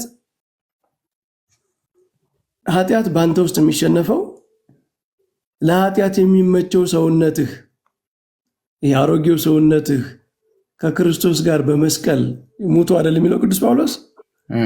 አዲስ ህይወትን ገንዘብ ከትንሣኤው ጋር ህብረት ያለውን አዲስ ህይወት ገንዘብ ስታደርግ ነው። ካልሆነ እስቲ የኃጢአት ፓወር አለ ማለት ነው በውስጥ በህይወትህም ማለት ነው። ያለፈውን የኃጢአት ስርየት ማግኘት ብቻ ሳይሆን ኃጢአትን የሚያሸንፍ በኃጢአት ድል የማይደረግ ኃጢአትን የሚቋቋምና ጽድቅን መስራት የሚችል ማንነትን የተላበስ ነው ከክርስቶስ ትንሣኤ የተነሳ ነው። ትንሣኤውን ገንዘብ ስላደረግን ነው የሚለውን ለመጨመር ይሄኛው የበረከት ኤክስፕላኔሽኑ ከመስቀል በኋላ ስላለው የሳልቬሽን ፕሮሰስ ስለምንለው ሊሆን ይችላል እና ይሄ ሞሮፍ ወደ ኤስካቶሎጂ ነው ለእኔ የሚሄድብኝ። ኤስካቶሎጂ ማለት ከእያንዳንዱ የምንፈጽመው እኛ ራሱ ከነገረ ድነት ጋር እንዴት ነው ኮኔክት የምንሆነው? ዋንስ የድነት በር ተከፍቷል፣ ቤዛነት ተከፍሏል በዕለተ ዓርብ። ያ ቤዛነትም በትንሣኤው ተረጋግጧል። ትንሣኤው ደግሞ ሞትን አቅመ ቢስ ያደረገበት የሞት መውጊያ ከንቱ የቀረበት ሞቶ የመውጊያ የታለ ከንቱ ሆናል። መውጊያ ኃጢአትም ማስቀረት አልቻለችም ያንንና እሱ የተከፈለውን ያንን ፓርቲሲፔት ለማድረግ አሁን እንዳልከው በረከት የትንሣኤው አካል የምንሆነው እንዴት ነው የሚል የትንሣኤው አካል የመሆኛ ወይም ደግሞ የትንሣኤው አካል ማለት እያንዳንዱ የራሱን ድነት የሚፈጽምበትና ኢምፕሊኬሽኑ ደግሞ ኤስካቶሎጂካል የሆነ ኢምፕሊኬሽን ያለው ነው ያኛው። እኔ ይሄኛው ዲስከሽን የዛሬው ሞሮፍ ፎከስ ማድረግ ያለብህ በዕለተ ዓርብ ስለሆነውና ከዕለተ ዓርብ ከትንሣኤ ጋር ያለው ኢንሲደንስ፣ ይሄ ኢንሲደንስ ደግሞ ምንድን ነው? አንደኛ ለምን የሆነ እንዴት ሆነ፣ ይሄ ከዛ በኋላ ወደ ትንሣኤ ጋርና ከኛ ህይወት ጋር ማገናኘት እንችላለን። በዛ መልክ ነው ውይይቱ ክሊር እየሆነ ማለት አድማጮቹም ከታች ያሉት አንዳንድ ጥያቄ እንዲጠየቅ የሚፈልጉ ስላለ የዕለተ ዓርቡ ላይ ብቻ ላይ ፎከስ እናደርግና ዕለተ ዓርብ ማለት የዛሬው ከዛ ትንሣኤው ከዛ በኋላ ወደ ህይወታችን ክርስቲያኖች እንዴት ነው ከዚህ ኢምፒውትድ ሆኖ ይቆጠራሉ ዲክሌር ይሆናል ምናምን የሚሉ ሌሎች ጥያቄ ስላሉ ሰሞኑን ዲስከስ ልናደርግባቸው የነበሩት ወደዛ እንዳሄድ ያኛው እንዴት ነው ፓርት የምንሆነው እኛ እሱ ቅድም ባለ ኮኦፕሬት እንዴት እናደርግ ብለን ብዙ ብለንበታል። አሁንም ኢንፋክት ልናገናኘው እንችላለን አቮይድ ማድረግ ስለማንችል እንዲህ አይነቱን ዲስከሽን። አሁን የሐዋርያው ቅዱስ ጳውሎስም የሞት ህግ እና የጽድቅ ህግ እያልክ በረከት አሁን የጠቀስከው እሱ የሚያሳየው ስለ የትኛው ነው ማለት ለእኔ ኤስካቶሎጂካል ኢምፕሊኬሽን አለውም ብለው ለዛ ነው። ወይም ደግሞ ከራስ ድነት ጋር ፕሮሰስ ካልነው ጋር የመስቀሉና እስከ ትንሣኤው የሆነው ግን በኋላም ለእኛ የተቀረልን እኛ እንዴት ነው ፓርት የምንሆንበት የሚለው እንዳለ ሆኖ ይህን ኢንሲደንስ ግን ክሊርሊ ዲፋይን ማድረግና የተከሰተው ክስተቱን ቅድም እንዳለው በመስቀል ራሱን ሞተ፣ በትንሣኤው ደግሞ ሞትን አሸንፎት ተነሳ፣ ሲኦልም መዘበራት፣ ሙስና መቃብርን አጠፋ የሚል ሰጥተናል። which is perfectly ትርጉም ውስብስብ እንዳይሆን ቀለል ብናደርገው ጥሩ ነው። እንዳልከው ግን ሞቱና ትንሣኤው በክርስቶስ ሞትና ትንሣኤ የተፈጸመውን ነገር እኛ በጥምቀት ገንዘብ የምናደርገው ነገር ነው ማለት ወደፊት የምንሆነው ሳይሆን በተጠመቅን ሰዓት ሳክራመንታሊ ሚስቲካሊ ገንዘብ የምናደርገው ሞቱንም ትንሣኤውንም እንሳተፋለን አይደል? እና ትንሣኤውን መሳተፍህ ምንድን ነው? የሆነ ሰዓት መነሳትህ ብቻ አይደለም። ትንሣኤውን መሳተፍህ አሁንም ሪሰሬክትድ ላይፍ መኖር ነው። ከተነሳበት ከተጠመክበት ሰዓት ጀምሮ ለኃጢአት ሙተህ ለጽድቅ መኖር ነው። የትንሣኤ ልቡና የምንለው ማለት ነው። ቅድም ያገናኘውን ክርስቶስ ባይነሳ ትንሣኤ ልቡና አይገኝም የምትለውን ፖይንት እስኪ ግልጽ አድርገው። እሱ ጋር ነው እኔ እያየሁ የነበረ። ምንድን ነው የሚያገናኛቸው የእኛ ትንሣኤ ልቡናና የክርስቶስ ፊዚካሊ መነሳት ሪዘሬክትድ ቦዲ መያዝ ምንድን ነው የሚያገናኛቸው? በረከትን ነው። ቅድም አንስቶት አይምሮ ጋር እያጠነጠንሁት ነበር። የክርስቶስ ትንሣኤና የእኛ ትንሣኤ ልቡና ወደ ጥምቀት ይወስደናል። ሐዋርያው ቅዱስ ጳውሎስ በጣም ደጋግሞ ምንድነው ሞቱን በሚመስል ሞት ከክርስቶስ ጋር ከተባበራችሁ ትንሣኤውን በሚመስል ትንሣኤ ደግሞ ከእርሱ ጋር ትተባበራላችሁ ይልና አሁን ከክርስቶስ ጋር ሞታችኋል። አሁን የምትኖሩት ህይወት ክርስቶስ በእናንተ ውስጥ የሚኖረው ኑሮ ነው ይላል። ማለት ክርስቶስ እኮ ተነስቷል አይደል? አሁን የተነሳ ክርስቶስ ነው ያለው። ከሙታን የተነሳ ክርስቶስ ነው አይደል ያለው? ኃጢአትን ድል አድርጎ ሞትን ድል አድርጎ የተነሳ ነው። እና ለኃጢአት ሙታችሁ ለድካም ሙታችሁ አሁን የክርስቶስን ህይወት ነው የምትኖሩት። ያ ድል ያደረገው ሞትን ኃጢአትን ድል አድርጎ የተነሳውን የክርስቶስን ህይወት ነው የምትኖሩት ማለት በትንሣኤ ልቡና ነው የምትኖሩት ማለት ነው። መጨረሻ ላይ ፊዚካሊ እኛ ሪዘሬክትድ ቦዲ የለንም አይደል? እሱማ መጨረሻ ላይ የስጋ ትንሣኤ ሲገኝ እስካቶሎጂ እሱ ነው። ስለዚህ አሁን ምንድን ነው ሪዘሬክትድ ቦዲ የሌለው ሰው ሪዘሬክትድ ክራይስት ጋር ኮኔክት የሚያደርግ እንዴት ነው? እነዚህን ነገሮች እንዴት ነው የምታገናኝ? በመንፈስ ቅዱስ። ኦኬ። መንፈስ ቅዱስ ክርስቶስ ከተነሳ በኋላ መንፈስ ቅዱስ የወረደበት ምክንያት እኮ አንዱ መንፈስ ቅዱስ በህዳሴ ነው አይደል የሚሰጠው? ልጅነትን ላገኘ አዲስ ማንነትን ለተላበሰ ሰው ነው የሚሰጠው። ስለዚህ ከአብራ ከመንፈስ ቅዱስ ነው የምትወለደው በጥምቀት። ከአብራ ከመንፈስ ቅዱስ ነው የሚባለው ራሱ። ከአብራ ከመንፈስ ስንነሳ ክርስቶስ ጋር ተነስተን ነው መንፈስ ቅዱስ ነው የምንቀበለው። ያ ግን እሱ ብቻ አይደለም እንዳልከው ቅድም ክርስቶስን የምንመስለው በትንሣኤው የተነሳው መነሳት፣ እኛ በኋላ በኤስካቶሎጂ የምንነሳው መነሳት በዛ ነው። እሱ በኩረ ትንሣኤት የሆነ ለኛ ትንሣኤ ነው፣ ለዛኛው ለሚመጣው ትንሣኤ፣ ለትንሣኤ ዘጉባኤ ማለት ነው። የትንሣኤ ዘጉባኤ የምንነሳውን አይነት እሱ ቅድም ባለፈው ዲስከስ ያደረግነው ኢሞርታል እና ኢንኮራፕተብል የሚሆን ሆኖ የተነሳው የክርስቶስ አካል ወይም ደግሞ የክርስቶስ ማንነት እኛም ኢሞርታል ኢንኮራፕተብል ሆነን እንደምንነሳ ኤስካቶሎጂን ኢንቪዥን እንዳደረገ ነው። ለእኔ ማለት ኢሉሚኔት የሚያደርግ ነው ያንን እንጂ እንዳልከው ኦፍኮርስ ያንን የዛም ህብረት ለመሆን የክርስቶስ ራሱ ክርስቶስ ላይ ግራቲፋይድ ለመሆን ለመተከል የክርስቶስ አካል ለመሆን በጥምቀት በመንፈስ ቅዱስ ልጅነት ፓርቲሲፔት እናደርጋለን፣ ኮኦፐሬት እናደርጋለን። ግን ጥቅሙ ምንድነው? ፓርቲሲፔት ማድረግ አልቲሜትሊ ኤስካቶሎጂ ነው። ለእኔ የመጨረሻው ትንሣኤ ዘጉባኤ ነው ሁሉም ሰው የሚጠራው። ድነታችንም በምድር ላይ አሁን በዚህ የምትፈጽመው አልቲሜትሊ ለመነሳት ነው። የምትነሳው በክብር ለመነሳት ማለት ነው። በክብር ስትነሳ ኢንኮራፕተብል እና ኢማሳኒ የሆነና ኢማዋቲ የሆነ ሰውነት ይዘህ ትነሳለህ። በክብር በቀኝ ከሚቆጠሩት ጎን ለመሆን ያን ደግሞ በኩር የሚለው እኮ ከበኩር ቀጥሎ ሌላም ይነሳል። አንድ በኩር እኮ ሌላ ተከታይ ያለው ማለት ነው። እሱ በኩረ ትንሣኤ ሆኗል። ሌላ ትንሣኤ ያለ ማለት ነው። እሱ በኩር የሆነላቸው ሌሎች የሚነሱ አሉ፣ ግን እሱ በኩራቸው አለ። የእሱን አርአያ የሚያደርጉ የሚነሱ አሉ፣ ትንሣኤያቸውን የሚጠብቁ። ለእኔ እሱ ነው ኤስካቶሎጂ የሚለው ቅድም ከኤስካቶሎጂ ውጭ ከትንሣኤ ከልቡና ትንሣኤ ጋር ቅዱስ ሮሜ 6 ላይ ምን ይላል መሰለህ? ለኃጢአት የሞትን እኛ ወደፊት እንዴት አድርገን በእሱ እንኖራለን ይላል። በኃጢአት ማለት ነው። ወይስ ከክርስቶስ ኢየሱስ ጋር እንድንሆን ዘንድ የተጠመቅን ሁላችን ከሞቱ ጋር እንድንሆን ዘንድ እንደተጠመቅን አታውቁምን? እንግዲህ ክርስቶስ በአብ ክብር ከሙታን እንደተነሳ እንዲሁ እኛም በአዲስ ሕይወት እንድንመላለስ አለ። የክርስቶስ ትንሣኤ የሥጋ ነው። እኛ በአዲስ ሕይወት እንድንመላለስ አሁን ነው። ከተጠመቅክ በኋላ የምትኖረው ሕይወት ማለት ነው። ግራቲፋይ እናደርጋለን፣ የክርስቶስ አካል እንሆናለን ያልነው ያልኩት ቅድም እሱን ነው። ከሞቱ ጋር እንድንሆን ዘንድ በጥምቀት ከእርሱ ጋር ተቀበርን ይላል። ሞቱን በሚመስል ሞት ከእርሱ ጋር ከተባበርን ትንሣኤውን በሚመስል ትንሣኤ ደግሞ ከእርሱ ጋር እንተባበራለን።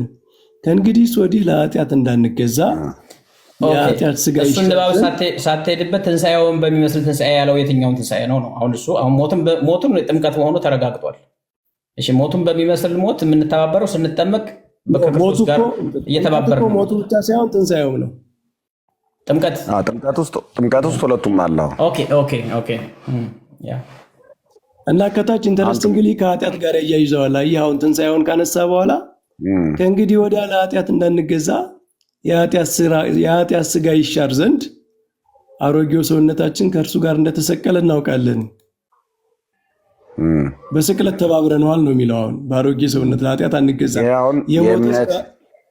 የእምነት ውሳኔን ከእግዚአብሔር ጸጋ፣ ከክርስቶስ ሞት፣ ከክርስቶስ ትንሣኤ የተነሳ የእምነት ውሳኔ ወስኖ አዲስ ሰው አዲስ ፍጥረት የእግዚአብሔር ልጅ የመሆንን እንጂ ፊዚካሊ ሪዘሬክትድ መሆንን የሚያገናኝ ነገር አይደለም። ትንሣኤ ልቡና ነው። በምድር ላይ እየተመላለስን ነው። አሁንም የእምነት ህይወት ነው ይሄ ማለት የተስፋ ህይወት ነው ማለት ነው።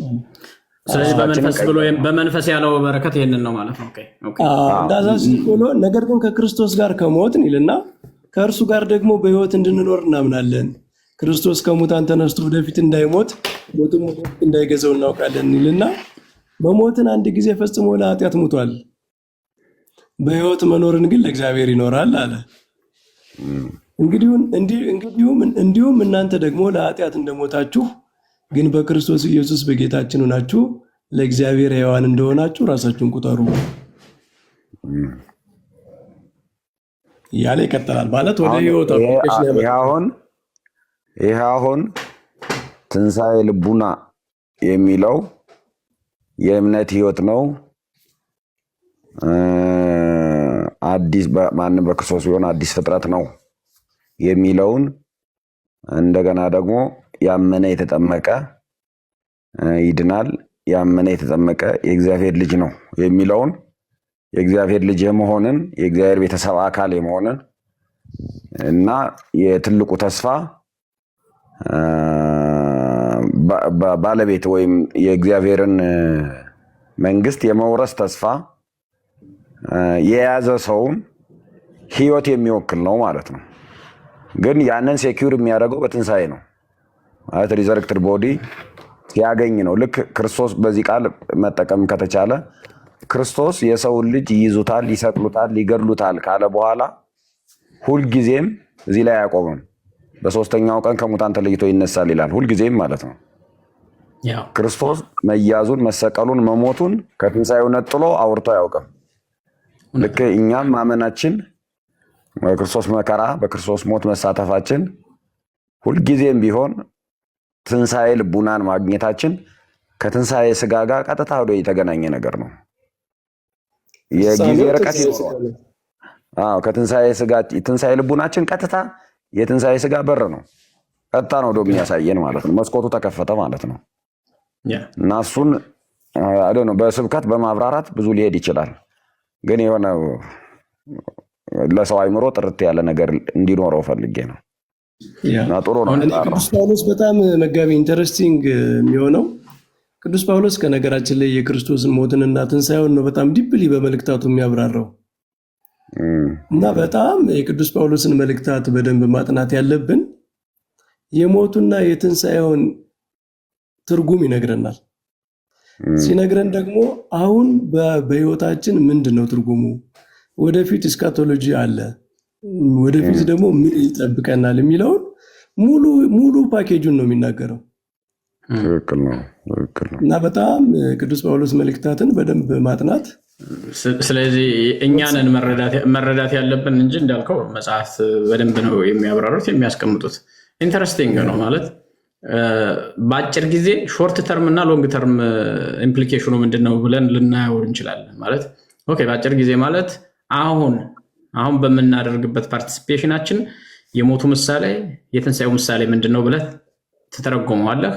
ግን ደግሞ ኢን ሎንግ ረን እንደገና ሎንግ ተርም ኢምፕሊኬሽን ውስጥ ምንድን ነው ቅድም ኤስካቶሎጂ ያልነው ማለት ነው።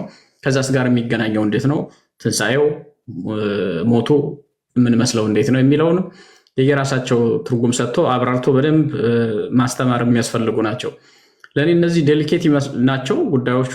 ግን ደግሞ በጣም በዚህ ልክ ሂደን የተፈጸመውን የነገረ ድህነት ነገር መረዳት ካልችልን አይ ቲንክ አንደኛ ትንንሽ ጥያቄዎች በመጡ ቁጥር ፖዝ እናደርጋለን፣ መመለስና እንቸገራለን።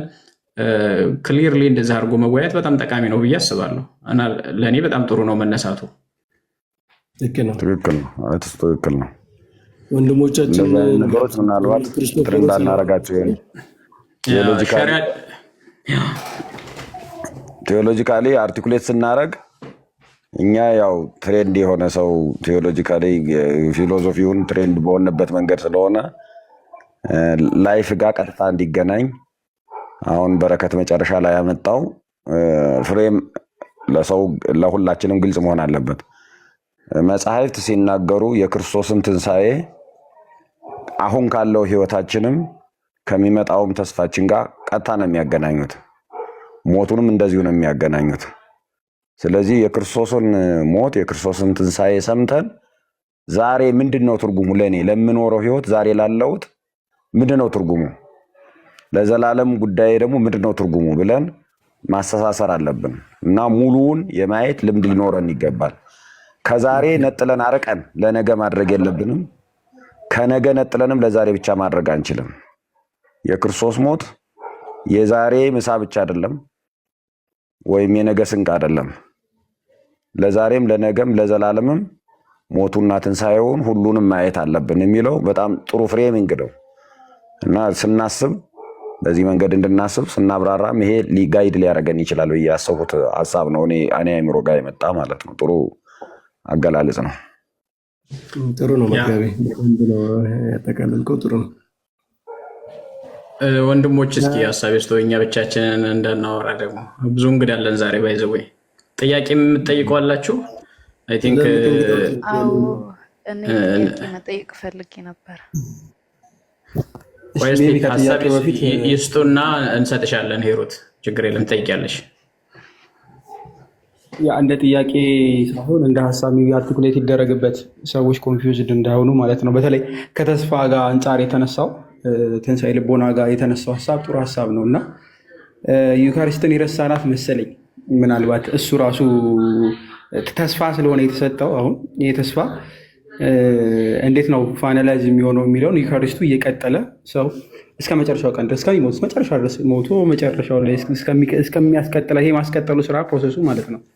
ያው መስቀሉ ጋር ስለሚመጣ ዞሮ ዞሮ እሱ ቢሆን ማለት ነው ዩካሪስቱን የምንካፈለው መስቀሉ ጋር አይደለም። ከእሱ ጋር ቢመሳሰል ቢገናኝና ትንሽ አርቲኩሌት ብታደርጉበት ደስ ይለኛል። ምክንያቱም ይሄ ተስፋ ከትንሣኤ ልቦና ጋር ብቻ ሳይሆን ደግሞ ክርስቶስ ስጋና ደምንም ደግሞ ከመቀበል ጋር ያለው መነሳቱን እሱ ነው የሚያረጋግጣል። ህይወትን የሚሰጠን እሱ ነው እና ከዕለተ ዓርብ ጋር አንድ ላይ ተያይዞ እንዴት ይታያል የሚለውን ምናልባት መምህር አረጋ አንዳችሁ ብታነሷት ስለተረሳች ማለት ነው።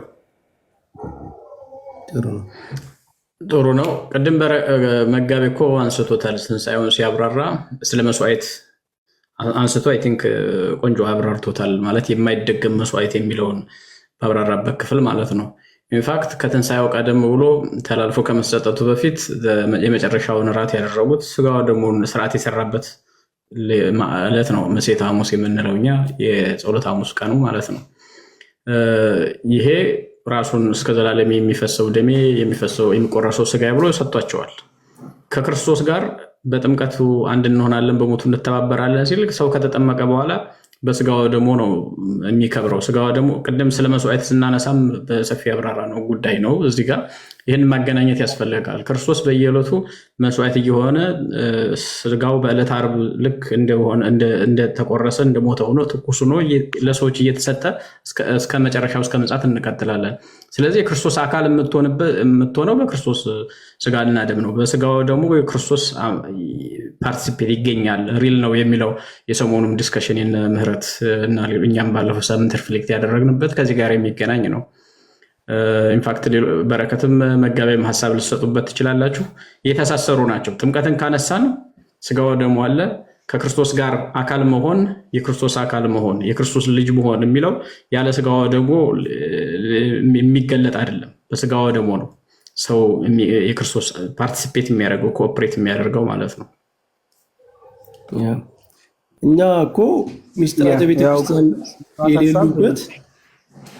ቤተክርስቲያን የሌሉበት የድነት መንገድ ፌዝ አለ ብለን አናምንም እና ትንሣኤ ልቡና አሁን ከስቅለቱ ልክ ነው። ትንሣኤ ልቡና ምንድን ነው? ትንሣኤ ልቡናን ብንል የመጨረሻው የፊዚካል የሆነ የአካል የስጋ መነሳትን ብንል በሚስጥራት በተለይ በሚስጥረ ቁርባን ጌታ ስጋዬን የበላ ደሜን የጠጣ ቢሞት እንኳ አስነሳዋለሁ የሚለው ተስፋ የተነገረበት ቀጥታ ቃል ነው። አይደለም ከሞተ በኋላ ሳይሞት ማለት ነው። ከትንሣኤ በኋላ አይደለም የሞቱ የቅዱሳንን አጽም እንኳ ስጋቸውን የምናከብርበት አንዱ ምክንያት የክርስቶስ ስጋና ደም ስለተዋሃደው ነው። ያን ያህል ቬኔሬሽን ያለው ነው እና ይሄ ከምን ተገኘ ካል ከሞቱ ከመስቀሉ ከትንሣኤው ነው ያገኘ ነው። ሲምፕሊ የኃጢአት ስርየቱ የቤዛነቱ ውጤት ነው። የኃጢአት ስርየቱ የቤዛነቱ ውጤት ነው። የመስቀል ውጤት ነው። ህይወቱ የትንሣኤው ውጤት ነው። አንከፋፍለውም ማለት ይሄ በጣም ይሄን ብለን አንከፋፍለውም። ግን በክርስቶስ ስጋና ደም የምናገኘው የኃጢአት ስርየትና የዘላለም ህይወት ነው አይደል? የኃጢአት ስርየትም የዘላለም ህይወትም ግን በክርስቶስ ሞትና ትንሣኤ የተገኘ ነው። ቴዎሎጂካሊ ራሱ ከዚህ ነው የሚወጡት። መነሻቸው ኮዛቸው ይሄ ነው።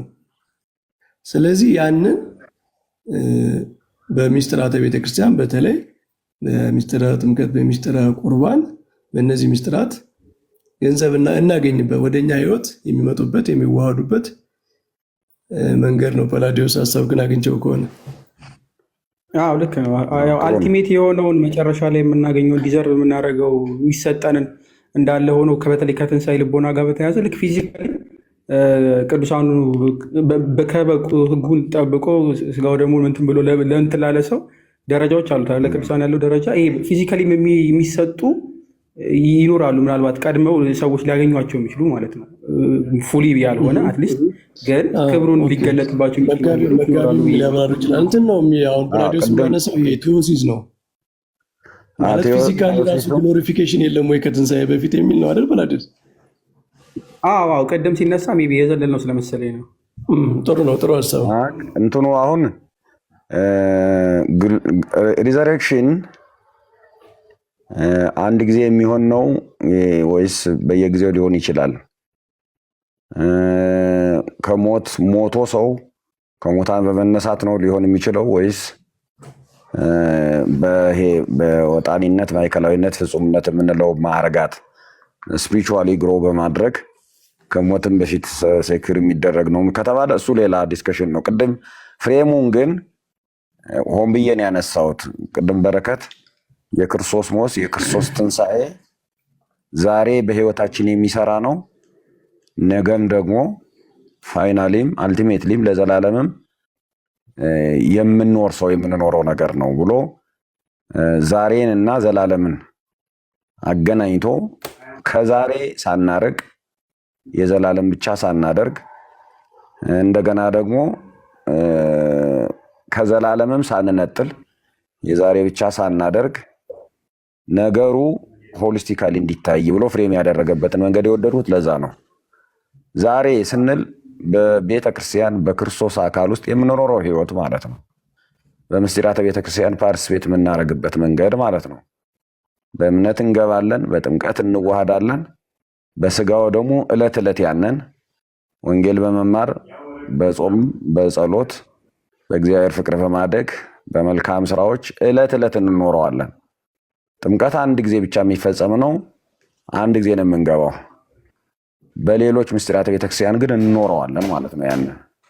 ስለዚህ እንኖረዋለን፣ እንገባበታለን፣ እንኖረዋለንም ስንል ዛሬ እንኖረዋለን ያለውን የቅድሙን የበረከቱን ፍሬም ወስጄ ነው።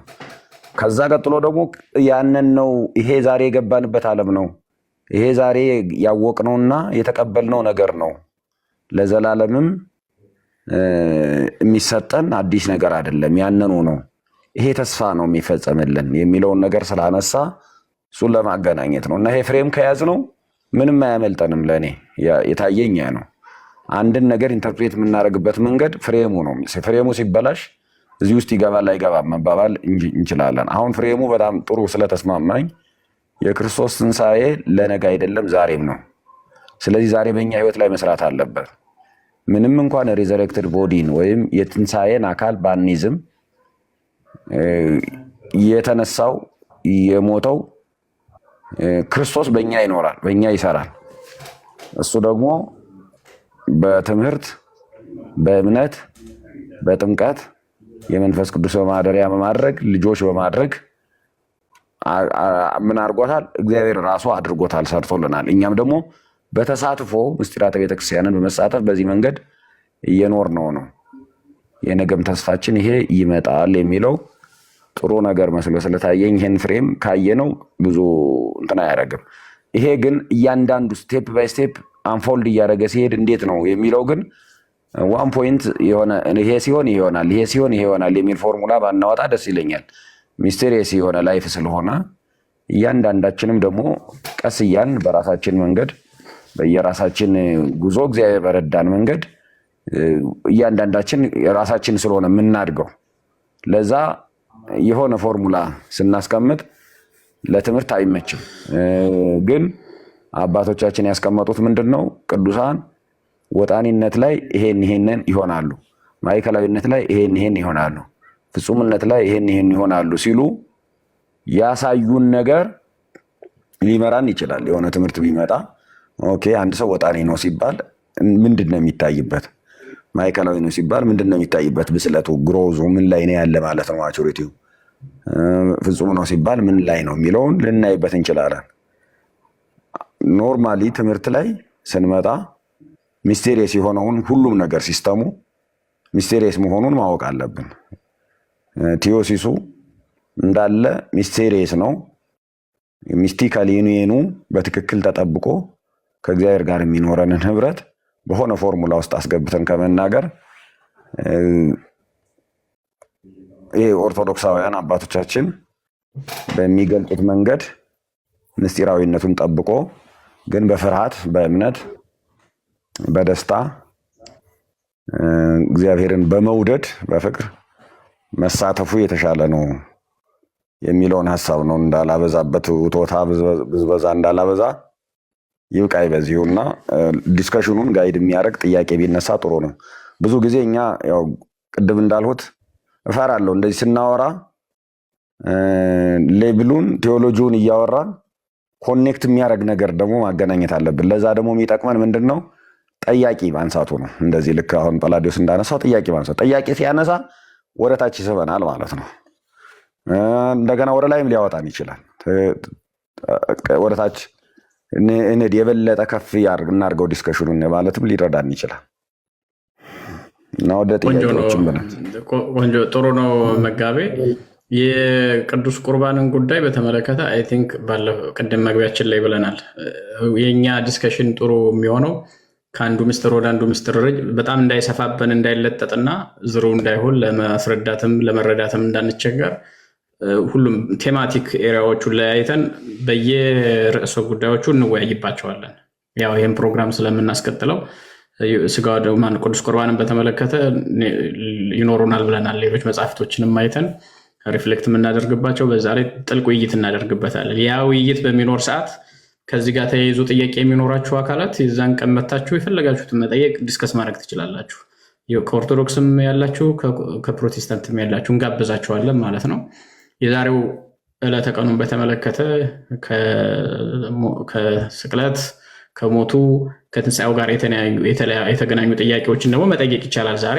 እነዚህን ጥያቄዎች እንደተባለው ከዛሬው ህይወታችን ከሚመጣው ህይወታችን ከኤስካቶሎጂ ጋር አገናኝቶ ሾርት ተርም እና ሎንግ ተርም ያላቸውን ኢምፕሊኬሽን መጠየቅ መረዳት ይቻላል እና እዚህ ገስት ላይ ያላችሁት አስተያየት ስጡ። ታችም ጥያቄዎች አንዳንድ ያነሷሉ። በረከት ልታያቸው ትችላለህ እና ሰመራይዝ ልታደርግ ትችላለች። አንዳንድ የተነሱ ጥያቄዎች ካሉ ምን አስተያየት የምንሰጥባቸው ግን እነ ክርስቶፎሮስ ኤቢም ስላሉ የጋበዝከውም ልጅ አለ እነሱ ይስጡና ሂሩት ጥያቄ ትጠይቃለች። እንዲያደርገን እንሄዳለን በለመርንበት መንገድ። ክርስቶፎሮስ ቸኩለሻል እንደ ሂሩት ጥያቄ መጠየቅ? ስራ ስላሽ እሺ ጠይቂ። እኔ አሁን ያነሳችሁት ርዕስ ላይ ሳይሆን ከርዕሱ ይወጣል። አይምሮዬ በጣም ስለሚጠይቀኝ ነው ይህን ጥያቄ የምጠይቀው እና እኔ ያደግኩት ለስም ኦርቶዶክስ ይባላሉ፣ ግን እንደ ቃልቻ ምናምን አይነት አበዳም ቤተክርስቲያን ሄጄ ምናምን አላውቅም ነበር በልጅነቴ እስከማደግ ድረስ ማለት ነውና እናቴ በህይወት የለችም፣ ግን አክስቴ ሙሉ በሙሉ የዚህ እምነት አስተዳዳሪ ነች። አስተዳዳሪ ነች ስል በጣም ጠልቃ የገባችበት እና ቡና ሳፈላላት ነው የሚያደግኩት። ማለትም ኦርቶዶክስን ሃይማኖቱን ሲጀመር አላውቀውም እና በመሀል ገና 7 ዓመት እያለሁ እናቴ በህይወት ተለይታኛለች እና የኔ ጥያቄ ሁሌም አባቴን ስጠይቀው ክርስትና ተነስቻለሁ ወይ ብዬ ስጠይቀው ተነስተሻል ይለኛል። የክርስትና ስሜ ማን ነው? መልስ የለም። ለኔ በጣም ጥያቄ ነው። አሁን ላይ ወደ ሃይማኖቱ ስመጣ አንድ ሰው ካልተጠመቀ አይድንም የሚል ብዙ ትምህርቶችን ሰምቻለሁ። ሁለተኛ ደግሞ መጠመቅ አይቻልም የሚል ነገር አለና ይሄን ነገር እንዴት ነው እኔ ማስተካከል የምችለው? ጥሩ ጥያቄ ነው የጠየቅሽው ሂሩት፣ ቆንጆ ጥያቄ ነው። አሁን ሂሩት ኦርቶዶክስ ነች ወይስ አገልግሎት ትሳተፊያለሽ? ክርስትና ስምሽን አታውቂውም? እሺ አሁን ምንድን ነው ያለሽበት ሁኔታ? እኔ አሁን ገና ጀማሪ ነኝ ስል በኦርቶዶክስ እየተማርኩ ነው ስልህ እኔ እማቃት በዛ ሃይማኖት ውስጥ ሆኜ ብዙ ታሪክ መብርሃን አድርጋልኛለች። ካወቃችሁት ጎፋ ኪዳነ ምሕረት ነው ያደግኩት እና አምላክ ነበረ የምትመስለኝ። ለምን የምለምናት ሁሉ ስለሚደረግልኝ ማለት ነውና በህልም ነው ነግራኝ መጽሐፍ ቅዱስ እንዳነብ ምልክት የሰጠችኝ እና አሁን እኔ መጽሐፍ ቅዱስ ማንበብ ጀምሬያለሁ። ግን ውዳሴ ማርያም እነዚህ የአቡነ ተክለ ሃይማኖት መጽሐፍ ገዝቼ ሳነብ አይምሮዬ ሊቀበላቸው ያልቻሉ ብዙ ነገሮች አሉ እና አሁን ገና ጀማሪ ስለሆንኩ መጀመሪያ መጽሐፍ ቅዱስን ላንብብ፣ ከዛ እንቀጥላለሁ። አሁን ይሄ የጥምቀቱ ጉዳይ እንዴት ነው ማድረግ የምችለው? የጥምቀቱ ቀላል ነው፣ ብዙ እንትን አይደለም። ግን እስከዛሬ ምንድን ነበርሽ? ማለት እንደው ለማወቅ ነው። ሙስሊም ነኝ አባቴ ብለሻል። አሁን ግን ነው ገና ማንበብ የጀመርሽው? እስላም ሆነሽ ነው የኖርሽው? ሙስሊም ነኝ እኮ አይደለም ያልኩ። እኔ ያደግኩት በቃልቻ እምነት ነው። ቃልቻ ማለት ቃልቻ ስትይ እኔ ሙስሊም ነው የወሰድኩት። ኦኬ እሺ። ጥንቆላ ማለት ነው በሸዋ ቃልቻ። እኛ ሀገር ቃልቻ ከተባለ ሙስሊም ተማሪ ማለት ነው። ባይዘው ወሎ አካባቢ እና እዚህ ሸዋ ደግሞ ሲሆን ጥንቆላ መሰለኝ። ቃልቻ ማለት ጥንቆላ ማለት ነው። ተረድቻታለሁ እኔ። ሲምፕል ማነው ስምሽ? ሂሩት መሰለኝ። ሂሩት አሁን ሲምፕሊ ክርስትና መነሳትሽን ቤተሰብሽ ካረጋገጠ ክርስትና ስለተነሳሽና ስለተጠመቅሽ ክርስትና ስምሽን ነው ማግኘት ያልቻልሽው። ሲምፕል ነው። ማንኛውም ካህን ክርስትና ስም ሊሰይም ይችላል። እሺ የኔ ልብ መጠመቁና ለመጠመቁ ያኔ ሁል ጊዜ ጥያቄ ይሆንብኛል እና ልቤ መጠመቅ ነው የሚፈልገው። ያንን ነገር እንዴት ነው ልቤን ጸጥ ማድረግ የምችለው? ትምህርት ነው እሱ። ትምህርት ነው። ትምህርት ይፈልጋል። አሁን አንቺ መማር አለብሽ ስለ ጥምቀት እያለች ያለችው። መጀመሪያ የተጠመቀች አልመሰላትም፣ ክርስትና የተነሳች አልመሰላትም። እሱን እርግጠኛ ስላልሆነች እሱን አሁን አንደኛው ምንድነው ትምህርት ስትማር ዝርዝሩ ነው የሚጠናው። አሁን ወላጆቿ ናቸው እኮ ኮንፈርም የሚያደርጉት ወላጆቿ። አሁን እኛም ወላጆቻችን ነግረውን ወላጆቻችን የነገሩንና ቤተክርስቲያን ያመነችበትን ይዘነው የኖርነውን ነገር አክሴፕት አድርገን ነው የምንኖረው እንጂ ያኔ ስንጠመቅ አይተን አይደለም። ወላጆቻችን ናቸው ያዩ፣ ምስክር የሆኑ ወላጆቻችን ናቸው። አሁን ወላጅ አስጠምቅ ያለሁ እያለ አንቺ አልተጠመቅኩም ብለሽ መነሳት አትችይም። እሱ የትምህርት ነው። የቤተክርስቲያንን ትምህርት ትክክለኛ ጊዜ ወስደሽ ስታጠኚ ይሄ አሁን ልብሽ ላይ የሚነሳውን ነገር እንትን ማለት ትችላለሽ፣ ማጥፋት ትችላለሽ ማለት ነው። በሌላ መንገድ ማጥፋት አይቻልም። ወላጆችሽ የሚሰጡትን ማረጋገጫ ቤተክርስቲያን የምትለውን ትምህርት ስታገኚ ያኔ ምን ይሆናል ማለት ነው? የወላጆችሽ ቃልና የቤተክርስቲያን ትምህርት መገናኘቱን አንቺ ቸክ ታደርጊያለሽ፣ ታጠኛለሽ፣ ታነቢያለሽ፣ ትማሪያለሽ። ያኔ የወላጆችን ምስክርነት ተቀብለን ቤተክርስቲያን ከምታስተምረው ጋር አንድ ከሆነ አንቺ ያንን ማለፍ አትችይም ማለት ነው። ለልብሽ መልስ የሚሆነው ለጥያቄሽ መልስ የሚሆነው ያ ነው። እዚህ ላይ ግን መጋቢ ማለት አሁን እኔ ቅድም እንዳልኩት ከሌላ እምነት ባክግራውንድ ካልመጣች ቤተሰቦቿ የሌላ እምነት አካል ካልነበሩ ኦርቶዶክስ ከነበሩ ዋቴቨር ላይፍ ይኖራቸው የጥንቁልናም ህይወት ይኖራቸው የምኖራቸው ዞሮ ዞሮ ልጅነት አለ። ኃጢአት ሰርተዋል ልንል እንችላለን እንጂ ልጅነት የላቸውም። ወይም ደግሞ የነሱ ልጅ ሆኖ ክርስትና መነሳት ጥምቀት አያሰኝም ሊባል አይችልም። ማለት እኔ እነዚህ ሰዎች የሌላ እምነት አካል ካልሆኑ እና ቤተሰቦቿ ክርስቲያኖች ከነበሩ ማለት ነው ኦርቶዶክስ ከነበሩ እንዳልኩት ጥንቆላ ፓርቲሲፔት ያደርጋሉ። ሌላ የሚለው ማንም ነው ማለት ሁሉም ሰው ራሱ እንደዛ ብንል ብዙ ችግር ይኖራል። እና ጥያቄ ጥምቀቱ መጠመቋን አለመጠመቋ እንዴት ኮሽን ልታደርግ ቻለች? ለእኔ ስትሬንጅ ነው። እሱ አሁን ለእሷ ምንድነው ስትሬንጅ የሆነባት? ለእሷ ነው። አሁን እኔ የእሷ እየተጠራጠረች ያለችው ወላጆቼ ቤተሰቦቼ ቃልቻ ውስጥ ከነበሩ ማስጠመቃቸውን እንዴት አረጋግጣለሁ ነው እያለች ያለችው። ምንድነው ነው የሚሉት እነሱ? ቃልቻ ቤት ይጠነቁላሉ፣ ግን ስቲል ክርስቲያንን ነው የሚሉት ወይስ ምንድነው? እምነት የላቸውም። እሱን እኮ በቃ ይታወቃል፣ ምን እንደሚሉ ይታወቃል ብዬ ነው። ለእሱ አሁን ምንድነው የሚፈልገው? የወላጆቿን የት ቤተክርስቲያን ያስጠመቃችኋት፣ ማን የሚባል ካህን ያስጠመቃት፣ መቼ ነው የተጠመቀች የሚለውን ጥያቄ ቤተክርስቲያን ትጠይቃለች። ያንን ትሰማለች ማለት ነው። አስተማሪ እኮ ነው የሚጠይቅ። ትሰማና እሷ ይሄ ከቤተክርስቲያን ትምህርት ጋር አንድ ነው አይደለም የሚለውን ታረጋግጣለች። አንድ ነው ከተባለ ቤተክርስቲያን ታረጋግጥለታለች ማለት ነው። የተጠመቀችው መሆኗን ወላጆቿን ከተጠራጠረች ወላጆቿና ቤተክርስቲያን መገናኘት አለባቸው። አሁን ትምህርት የሚያገናኝላት ምንድነው? ማረጋገጫ የሚሰጣት ምንድነው? ወላጆቿና ቤተክርስቲያን ከተገናኙ ነው። ወላጆቿ አናውቅም ካሏትስ? ወላጆቿ አናውቅም ካሉ ምንም ሊደረግ አይችልም ማለት ነው። ቤተክርስቲያን አስተምራ ወላጆቿ የሚክዱትና ሊያስጠምቁ የማይችሉበት ጉዳይ ከተፈጠረ እንዳላስጠመቋት እሷ ልታስብ ትችላለች። እሱን ደግሞ ማስጠመቋን እርግጠኛ መሆን እስኪቻል ድረስ መከተል አለብን ማለት ነው። ይችላል። ጥሩ ነው። እኔ ሂሩት የሆነ ከመካከላችን አንድ ሰው አግኝታ በስነ ስርዓቱ ቤዚክ የሆነውን ነገር መረዳት አለበት ብዬ የማስበው ነገር አለ። ክርስቶፎሮስ የምታገኘው ጥሩ ነው። እሱ ብዙ አይነት ኤክስፔሪየንስም ያለው ይመስለኛል። ልጆችን ያግዛል። ምክንያቱም ተናገረችው ቤዛ ብዙሃን ነው አይደል ያልሽኝ? ጎፋ አሁን ኢትዮጵያ ውስጥ የለው ገባኝ። ጎፋ ቤተሰብሽ ግን ወላጆችሽ ያሉ ጎፋ ቤዛ ብዙሃን ነው? እኔ የተወለድኩት ወደ አርሲ ነው፣ ግን ያደግኩት ነው አክስቴ ጋር ነው ያደግኩት ሙሉ በሙሉ። እና እዛ ሳድግ ብዙ አይነት ነገር ነው እያየሁ ያደግኩት። ምን መሰለ፣ አሁን ለእናንተ ቀላል ሊሆን ይችላል። እኔ በግልጽ ተአምራት ሲደረጉ በዛ መንፈስ ውስጥ እያየሁ ነው ያደግኩት። ገብቶሃል? አሁን ለእናንተ እንደዚህ ስል ኖ ጎፋ ኪዳነ ምሕረት ጀርባ ያክስቴ ቤት አለ። እስካሁን ስቲል በዛው እምነት ውስጥ ነች።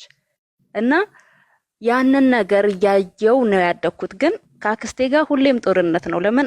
በልጅነቴ እኔ እምነቱ ውስጥ የለም። ስንት ዓመትሽ ነው አክስትሽ ጋር የተገናኘሽ? በስንት ዓመትሽ ነው? 4 ዓመት። 4 ዓመት። ስለዚህ 4 ዓመት ድረስ ወላጆችሽ አሉ? እናቴ ነበረች እና እናቴም ያ እምነት ውስጥ ነበረች። ግን ቤተክርስቲያንም ትሄድ ነበረ። እኔ አሁን እርግጠኛ እኮ መሆን ያልቻልኩት አባቴ ስጠይቀው ክርስትና ከተነሳው እንዴት የክርስትና ስሜን የሆነ ማይታወቅ ይረሳል? ይረሳል። እሱ ችግር የለውም፣ ይረሳል። ሂሩት ማንም ይረሳል፣ ስለምናውቀው ይረሳል። ማንኛችንም ይረሳል። ምን መሰለሽ፣ አንቺ አሁን በአንቺ ላይ የሚወሰነው ነገር እናት አባትሽ ተጠምቀሻል ካሉሽ ምንም በቃ ያንቺን በርደን አውርደሻል። እናት አባትሽ ነው ሊመሰክሩልሽ የሚገባ። ሌላውን ነገር ቅድም የተባለውን ትምህርቱን መማር፣ ከዛ አይ ቲንክ አሁን እኔ የምረዳሽ ነገር እንትን ትፈልጋለች። ምንድነው ሳክራመንታል ኤክስፔሪየንስ ትፈልጋለች። ኢኒሺዬሽኑን ማለት ነው። በመጠመቅ በምናምን ካለፈው ህይወት መላቀቁን ምናምን አይደለ ይሩት? አዎ አዎ። እሱን ነገር በምን ታገኘዋለች መሰለሽ? አሁን ጥምቀትሽን በመጠራጠር በምናምን ሳይሆን ሌላ ሚስጥራት አሉ። ስጋው ደግሞ አለ፣ ንስሐ አለ፣ ቄደር አለ። ከዛ በፊትም ሌሎቹ ሚስጥራት ከዚያ ያሳትፉሻል። የኔ ምንድነው መሰለህ በረከት፣ የኔ ምንድነው አርሲ ስትለኝ እናቷ ምን አይነት ህይወት ውስጥ አባቷ ምን አይነት ህይወት ውስጥ እንዳሉ ቸክ ማድረግ የፈለግኩት የምትጠራጠረው ነገር ፈርዘር ከኛ ይልቅ ዲፕሊ እሷ አላት። ያላስተመቋት ቢሆንስ? ለመጠራጠር በቂ ነገር እርግጠኛ መሆን አለበት። ልክ ነው። አይ ለመጠራጠር ፍንጭ ካለሽ ተጨማሪ የክርስትና ስሙን ከመርሳት ውጭ ከእሱ እንዲያልፋው ነገሮች ካሉ ስም ይረሳል።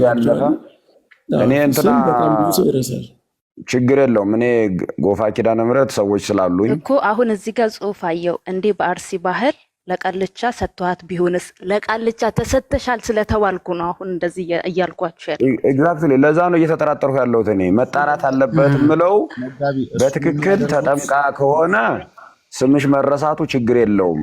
ይሩት የክርስትና ስምሽ መረሳቱ ለዛ መንፈስ እኔን ከሰጡኝስ፣ በጌታ ስም ለዛ መንፈስ እኔን ከሰጡኝስ። ይሩት ትሰሚኛለሽ? በአብዛኛው ይሄ አመቺሳ ነው የሚባለው። ያ አመቺሳ። አዎ፣ እንዲህ አይነት ስርዓት የሚደረገው በአብዛኛው የሚያደርጉት ከክርስትና በፊት ነው። ይሄ ብዙ ልጆች እኔ ያጋጥመውኛል። ከክርስትና በፊት ነው። አዎ፣ ክርስትና ከማንሳታቸው በፊት። እሱ ብቻ አይደለም። ለምሳሌ አሁን ለቡዳ መድኃኒት ይጠቅማል ተብሎ ከክርስትና በፊት የአሳማ ስጋ ሁሉ ያበላሉ። ሰው እንግዲህ ትንሽ ምንድነው የሚያደርገው? ሁለቱንም ላለማጣት እንደ ባህል ሆኖበት ወደ ቃልቻ ይወስዳል። ግን ክርስቲያን ከሆነ በኋላ ግን ማድረግ አይፈልግም። ከክርስትናው በፊት ሰውየው ምንም ቢሆን ችግር የለውም፣ ክርስትናው ያስወግዷል የሚልም እምነት አለ በውስጡ። በባህልም ይዘውት የወረሱት ትውፊት ቢሆን እንደዛ አይነት እምነት አለ። ከዛው ምንድነው የሚያደርጉት? ከክርስትና በፊት ይሄን ሪቹዋል ያከናውኑና ቃልቻውን ያሳቅፉና ከዛ በኋላ ወደ ክርስትና ያመጡታል። በእኛ ትምህርት ደግሞ የክርስትና ጥምቀት ማንኛውንም አይነት ኃጢአት፣ ኢቪል ስፒሪት በአጠቃላይ ያስወግዳል። የመጀመሪያ ልታም የሚገባሽ ይሄ ነው። ከጥምቀት በኋላ ከአንቺ ጋር የሚቀር ነገር የለም። አንድ ሁለተኛ ነገር ደግሞ ካደግሽ በኋላ ዕውቀትሽ እሱ ስለሆነ አሁን ተአምር ሲሰራ ሁሉ አይቻለው ብለሽ ስለነበረ በሂደት እያመንሽው መጥተሽ ሁሉ ሊሆን ይችላል። ይሄን ደግሞ ቄዴርና ንስሐ ያስወግደዋል። አንድ እሱ ነው። ሌላኛው ደግሞ በአብዛኛው እንደውም እንዲህ አይነት ነገር ውስጥ የሚሳተፉ ሰዎች ከማህበረሰቡ ቅቡልነት ለማግኘት ቤተክርስቲያን ውስጥ የሚሄዱ ሰዎች አሉ። ስጋው ደስ ደግሞ እስከ መቀበል ሁሉ የሚደርሱ ሰዎች አሉ። ልክ ከእግዚአብሔር ጋር አዳብለው እንደመስራት እንኳን ሊያርቁ ማለት ነው። ችግር እየሆነ ያለው ምንድነው? ገብርኤል ጋር ነው ምን ሄደው ብሎ እኮ ብዙ ሰዎች ቁልቢ ሲሄዱ እዛው ፈረቀሳ የሚሄዱ ሰዎች አሉ። የት ነው የምትሄዱ ሲባሉ ገብርኤል ጋር ነው የሚሉት፣ ግን የሚሄዱት ሌላ ቦታ ነውና እንዲህ አይነት ሰዎች እንደውም ከማህበረሰቡ ቅቡልነት ለማድረግ ወደ ቤተክርስቲያን መሄድን ምንም አይፈሩም። ክርስትና ያስነሳሉ፣ ሊያስነሱ ይችላሉ። ስለዚህ አሁን አንቺ የሚያስፈልግሽ እነሱ ኮንፈርም ካረጉ ተጠምቀሻል ካሉሽ ክርስትና ስም ሊረሱ ይችላሉ። የክርስቲያን ቤተሰቦች ራሱ ይረሳሉ፣ ብዙ ሰው ይረሳል። ከዛ ምንድነው የምታደርጊው? አሁን እያመንሽ ስለመጣሽ አሁንም በጣም ብዙ ተአምር ሲደረግ አይቻለሁ ስላልሽ አሁን ባታምኝበትም ያኔ ግን አምነሽበት ስለነበር ቄደር ትጠመቂያለሽ፣ ንስሐ ተገቢያለሽ። ከዛ በኋላ ቅዱስ ሥጋውና ክቡር ደሙን ትቀበያለሽ። በዚህ ሂደት ከሄድሽ ምንም ደህንነት ውስጥ ነው ያለሽው። ጥሩ ነው። ቀሲስ እንግዳ ሲከታተሉ እኔ ጎፋ ኪዳነ ምሕረት ሰዎች ስላሉ ያለውን ሁኔታ ለማጣራት የሚቻለውን ሁሉ መሄድ እንችላለን። አርሲ ምናልባት ሰዎች እናገኛለን፣ ችግር የለውም። አርሲም ጓደኞች ስላሉ ቀሲስም ያውቋቸው ሰዎች ካሉ ምን ሁኔታ ነው የሚፈጸመው የሚለውን የሚያግዝ ነገር ለማግኘት እንሞክራለን። እሷ ስጋቷ ሳልጠመቅ ቀርቼ ከሆነ የሚል ስጋት እንዳላት ክፍት ስላደረገች እሱን መዝጋት አለብን። እሱ እስኪዘጋ ድረስ እኛ መስራት አለብን ማለት ነው። ከዛ